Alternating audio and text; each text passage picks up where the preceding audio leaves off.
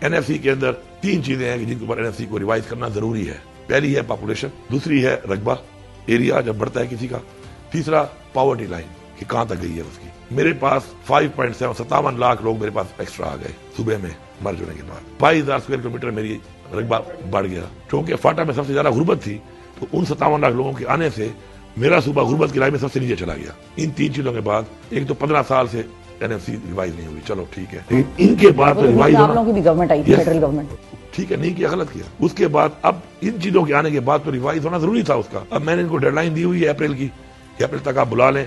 Apex committee میں فیصلہ ہو گیا تھا، ان پوائنٹس کے اوپر ایگری کر لیا تھا کہ ہم یہ ریوائز کرنے کے لیے بلائیں گے اور ساتھ میں ایجنڈا بھی ڈالیں گے.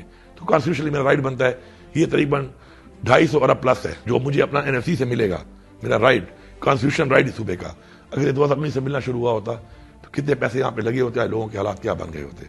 پھر اس کے بعد ایک اور زیادتی، 18ویں ترمیم ہوئی، صوبائی خود مختاری ہو گئی. ٹھیک ہے، پختونخوا میں جہاں پوٹینشیل تھا وہ مجھے نہیں دیا گیا. فار ایگزامپل ٹوبیکو کا میرا جو پوٹینشیل ہے اس وقت 220 بلین 220 ارب سے زیادہ پیسہ جو ہے میرے ٹوبیکو کا، میری کراپ ہے ٹوبیکو، ایگریکلچر میں آتی ہے، ایگریکلچر ڈیوارڈ ہے. ٹوبیکو ایک کراپ ہے، وہ میرے پاس نہیں اپنے پاس رکھی کیونکہ اس سے پیسہ آنا تھا. 220 ارب سے زیادہ پیسہ میرے صوبے کا فیڈرل گورنمنٹ اٹھا کے جا رہی ہے.